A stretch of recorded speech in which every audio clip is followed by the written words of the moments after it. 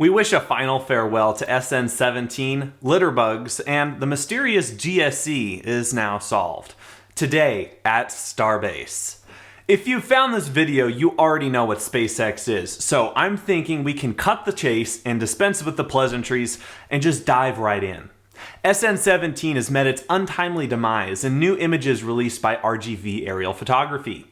SN17 was another prototype made by SpaceX after the SN15 block overhaul, but unfortunately, due to the hyper-fast cadence, it's already outdated.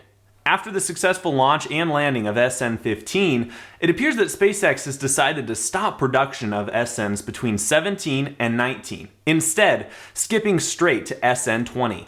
This decision makes a lot of sense when you realize that the SN15 through 19 block of test vehicles was exclusively to test suborbital flight profiles, basically launch and landing. Now that SpaceX has achieved this goal with SN15 and has another Starship, SN16, mostly completed if they want to do another test, it makes sense that SpaceX wouldn't want to waste precious time or resources working on a redundant prototype. The bits and parts of SN17 now reside in Starship Graveyard awaiting dismantling. In this image released by RGV Aerial Photography, we can see that the partially constructed segment has a number of heat tiles mounted on it, and it looks like some employees have been scraping them off in not so delicate ways.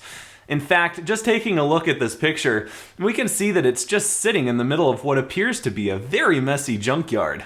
Let's have a moment of silence for the Starship that never was. JK, SpaceX doesn't look backward.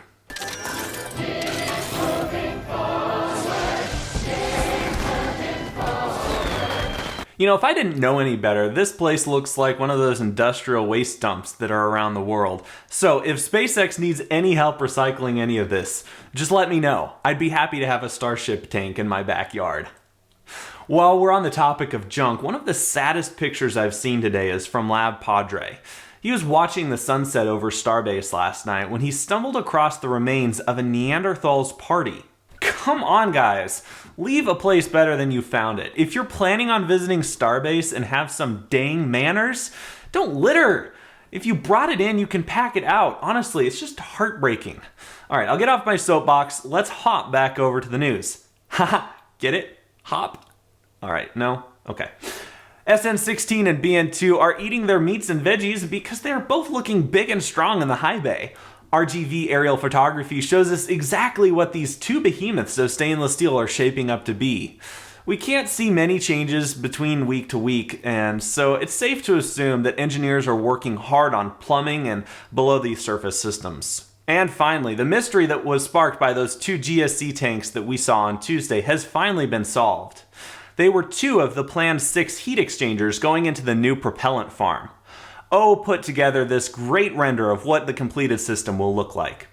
Alright, that's it for Today at Starbase. Be sure to like and subscribe and follow us on Twitter @TodayAtStarbase. Godspeed.